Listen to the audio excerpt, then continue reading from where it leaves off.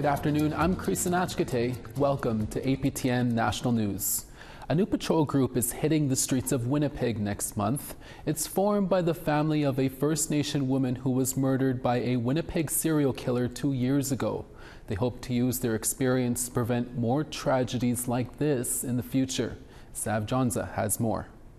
Family members of Morgan Harris are taking things into their own hands. It's time for us to turn our grief into action. Morgan Harris is one of 4 women a Winnipeg serial killer has admitted to murdering. And as Jeremy Skibicki's trial for their deaths continues, her cousin and daughter are hoping to keep other unhoused Indigenous women safe. When I look at things as a whole, over the last few weeks from the trial, and hearing of some of the things that my cousin had to endure, like being thrown out of a shelter 1:50 in the morning, when she was missing, who was really out there doing that footwork. We want to be able to, as a group, assist other families in helping their loved ones, whether that be through, looking into shelter space for them, maybe treatment if they're battling addiction. So just some of those different areas.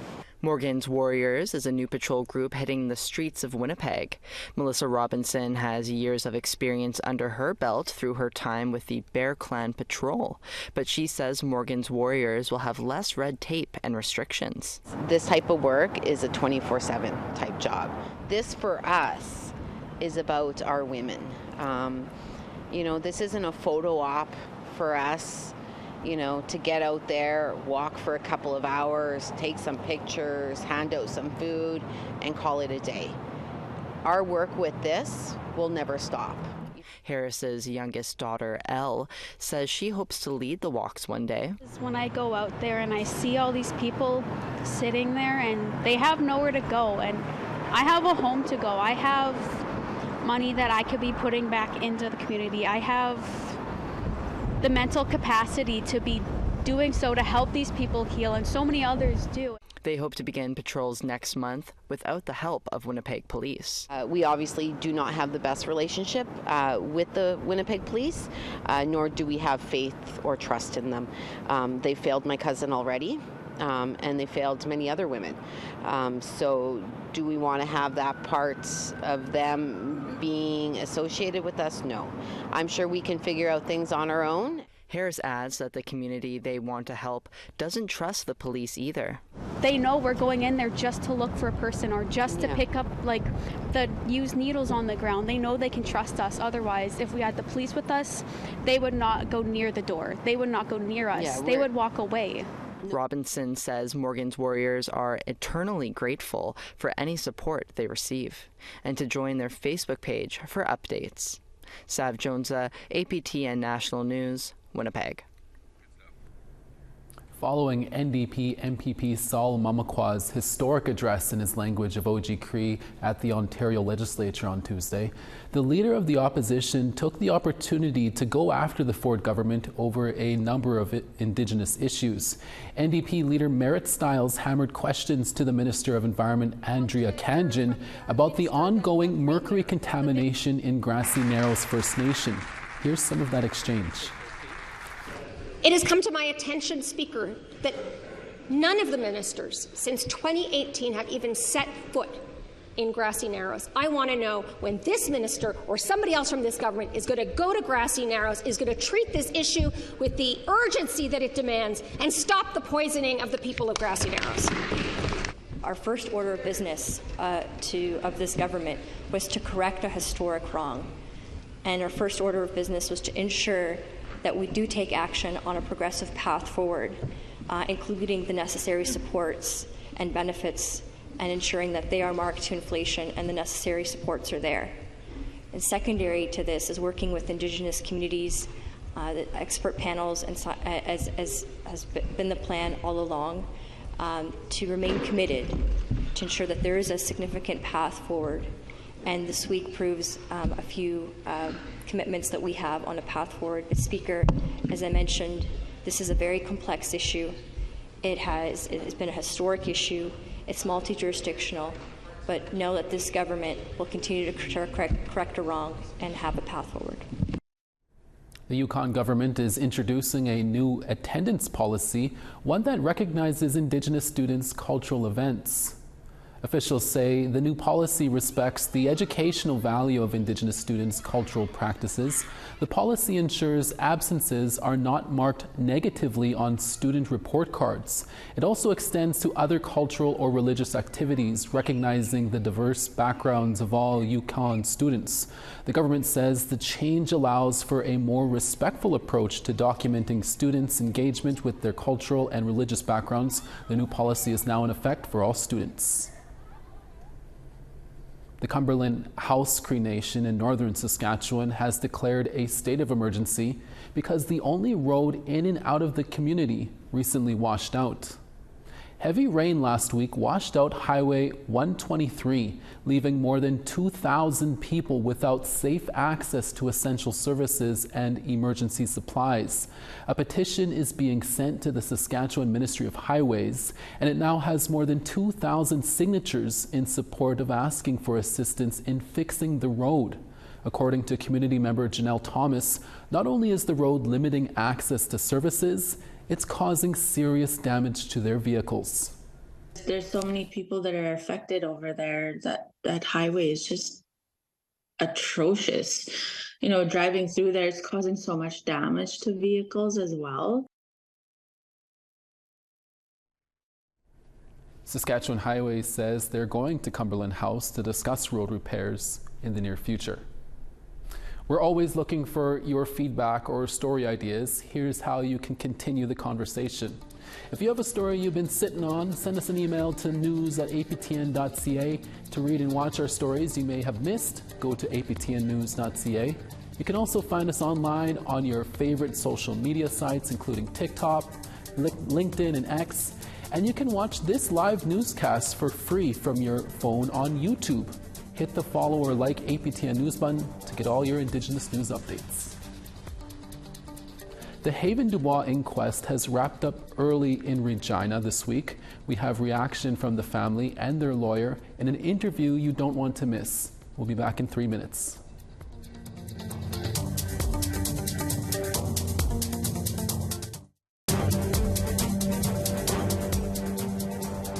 Welcome back. An inquest into the death of an Indigenous high school student in Regina is over. The 6-person jury concluded that the cause of 14-year-old Haven Dubois' death is to be changed from accidental drowning with cannabis playing a factor to undetermined. It took more than 9 long years for Haven's mother, Rochelle Dubois, to get to this point. From the beginning, she's claimed foul play was involved in her son's death and disputed the original Regina Police and Saskatchewan Coroner's investigation results. Rochelle Dubois and her lawyer, Rihanna Worm, join us in studio. Rochelle and Rihanna, thank you for talking to us today.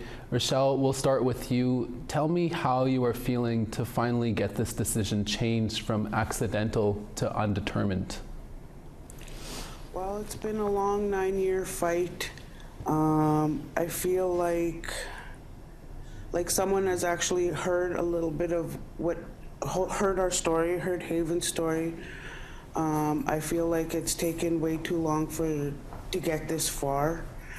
I feel like there could have been more said, there could have been more done.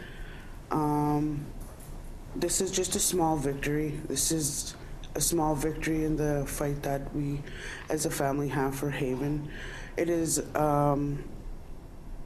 little steps. You know, I don't expect a whole lot. I never came into this expecting a whole lot from our system. We all know that our government is broken, our system does not work for us. And I've encountered many roadblocks throughout the 9 years that I have come, that we have come through this far. So I didn't come in expecting a whole lot, but I did want the manner of death changed to undetermined because it does leave that open. So that's what I wanted coming out into this, and that's what I got. So I am happy for that because a small victory is a big victory. It just proves that what we were saying as a family about my son Haven, where there's truth behind it. Rihanna, with this now changed to undetermined, what happens next? So immediately following the jury decision, this goes to the office of the coroner, and it gets sent out any determinations and any recommendations, which in this case there were none. And they get to in this case, there were no recommendations made, but the manner of the death was changed. And so this does change the final investigation findings from both the autopsy and the police. However, this is still in the hands of the police to investigate. If new information comes forward, or if new tips are given to police, then it is up to them to investigate further. But there is no liability that follows from this, unfortunately. Rihanna, you and the family had some serious concerns in how the inquest turned out, more specifically with the amount of key witnesses who attended. Briefly explain what happened there. There were a number of witnesses, 4 in total, who were not able to be served with their summons to attend as witnesses. One in particular had some very key information, and the family has always maintained that something happened to Haven. For a young boy to die suddenly, it's just too suspicious. And one of the main issues that we had is how long this coroner's inquest took to be held. 9 years after a death is simply too long. And that was one of the issues with getting information from witnesses and getting witnesses to attend. Yeah, and on day 2, Rochelle, you also walked out of the inquest upset by what was said by a doctor who spoke. Can you briefly explain what happened there?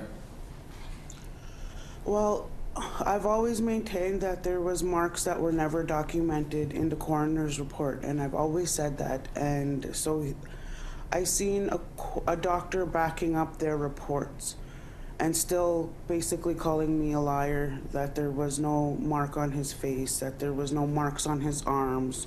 You know, I know what I seen that day, and I was upset that these marks were still not being documented or being acknowledged.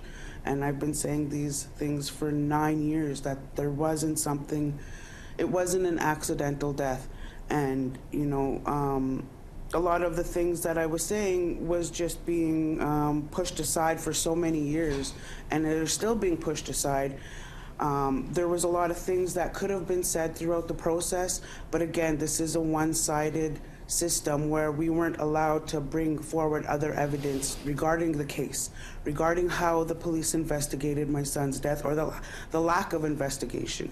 You know, so I still want to put out you know, for people to come forward who have information about my son, because there are missing pieces there still are.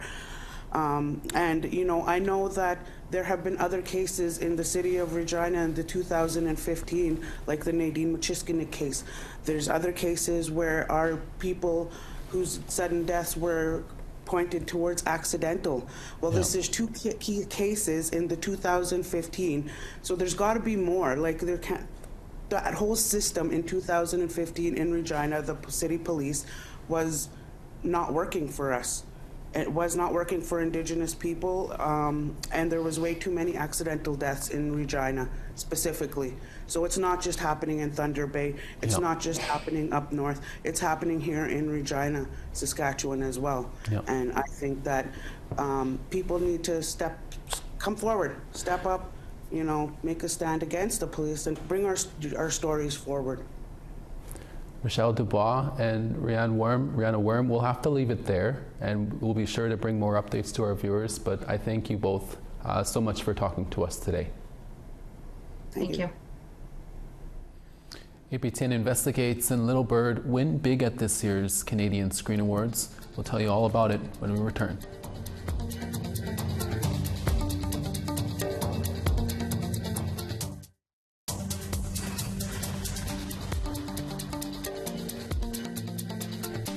Over on the East Coast, St. John's 22, Fredericton 4. Northern Quebec, Nuujauak 2, La Grande River 11.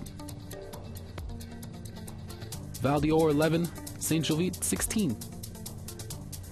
Peterborough 15, London 16 with sun. Sioux Lookout 19, 10 at Wawa. Churchill 17, Norway House 20 with sun. Princess Harbour 20, Brandon 15 with rain. Saskatoon 11, Yorkton with rain 14.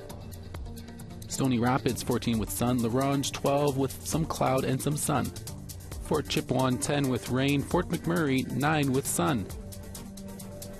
Calgary 7, Lethbridge 25 with rain. Campbell River 10, Vancouver with clear skies. Dease Lake 4, Smithers 7. Old Crow 5, Watson Lake 6. Yellowknife 11, Fort Simpson 12. Fort McPherson 3, Colville Lake 11. Baker Lake 5, Chesterfield -1. Aglulik -4, Iqaluit 1. A short film by an Indigenous multimedia artist from British Columbia is currently touring the film festival circuit internationally. She hopes her story will inspire others to follow their dreams. APTN's Tina House has the story. The horizon is an ignited flourish of fire, shades of burnt orange and gray, like a warning.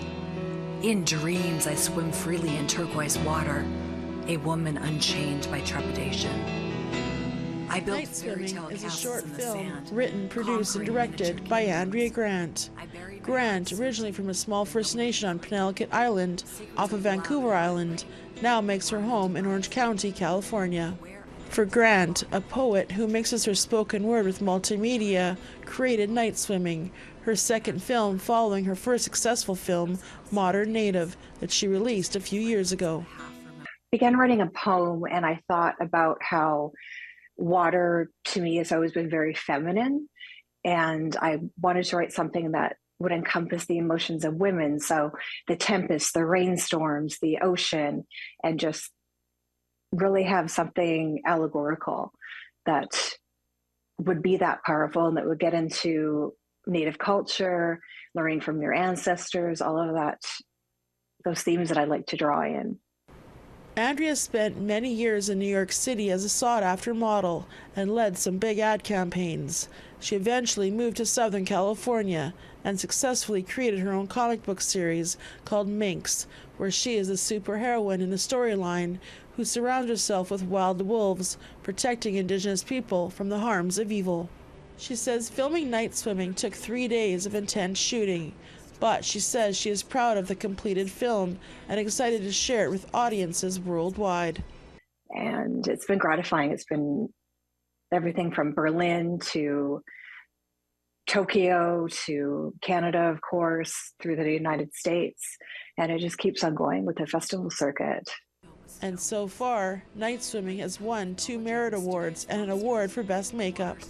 Grant has some advice for upcoming artists who also want to pursue their dreams like she did. Just start. The hardest thing is getting started. You don't have to worry about the end result right away. Just start your project and figure out a way and get it done. And then everything will be revealed.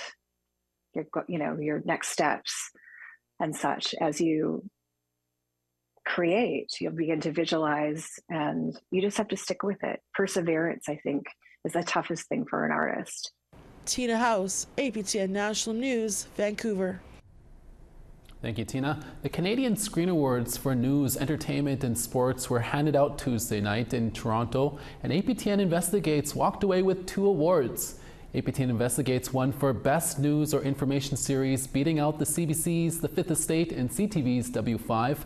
It's the second time in 3 years that Investigates has won in the category. APTN Investigates video journalist Rob Smith also took home the award for Best Photography, News or Information for the episode Reawakening the Mountains. APTN News and Current Affairs were also nominated in 5 categories this year. On Wednesday, Little Bird, the APTN Crave limited series about the impacts of the 60s scoop, took home now 11 awards in categories like Best Costume Design and Best Photography, Drama. A big congratulations from us to actor Darla Quantois and writer Jennifer Podemski. APTN is up for 30 CSAs this year, which are being handed out all week, ending with the gala event on Friday. Tomorrow night on APTN Investigates, last month the Vancouver Parks Board evicted the unhoused residents of Crab Park, and video journalist Rob Smith was also there. In the days leading up to the eviction, he visited the site they were supposed to move to. Here's a preview.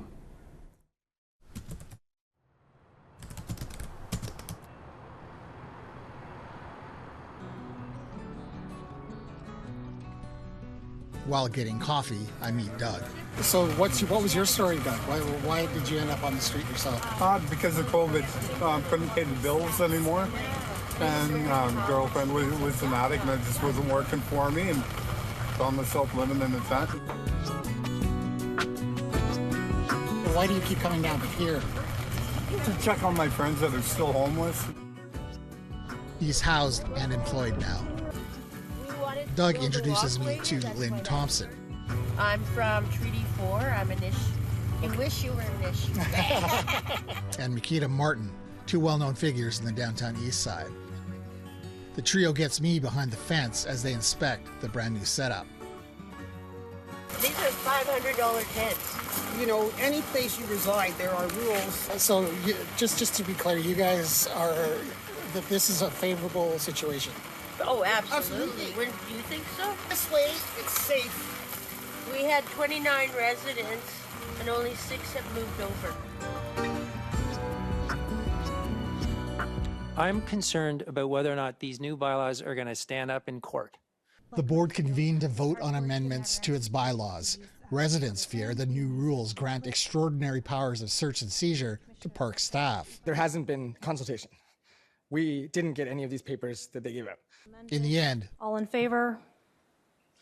The motion is carried unanimously.